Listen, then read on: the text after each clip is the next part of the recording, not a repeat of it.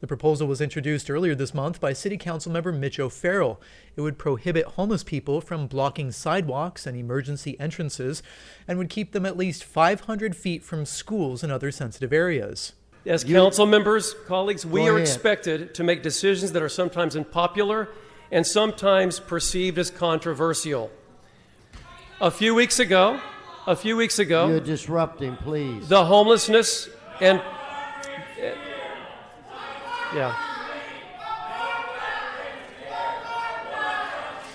Okay. All right now. The council decided not to vote on the issue yet. Council President Herb Wesson just wanted to have the difficult conversation about the issue. In addition to prohibiting people from sleeping in various places, O'Farrell's plan would also set enforcement provisions for people who harass or threaten pedestrians.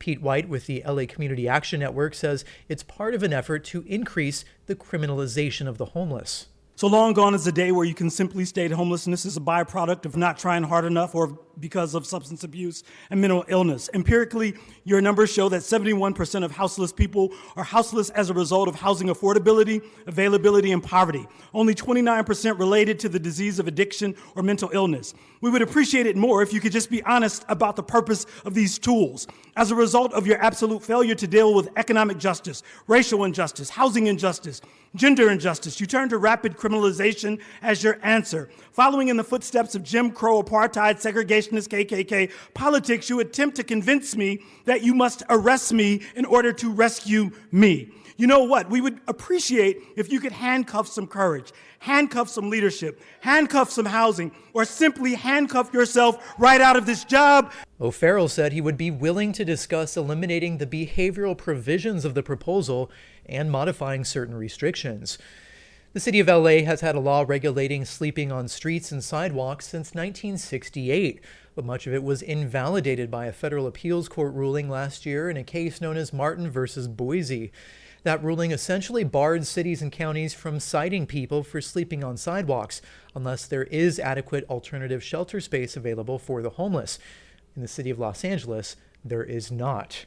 City Council member Mike Bonin, a vocal opponent of the proposed restrictions, said the city needs to focus on providing more space for people to live before it moves forward with legislating where they can sleep. We are having a conversation not about faster and more urgent and less expensive ways to find places for people to sleep, but about legislation to tell people where they cannot sleep. Colleagues, for me, simply put, that's ass backwards. And I understand why we're in this moment. I mean, this moment is born from anger and frustration, and it is absolutely understandable. It is palpable out there, and you would be dead inside if you were not angry at the proliferation of encampments and homelessness and this expanding crisis in Los Angeles. But anger does not result in good policy. Bonin also said that the enforcement provisions regarding harassment of pedestrians would have a racially disparate effect.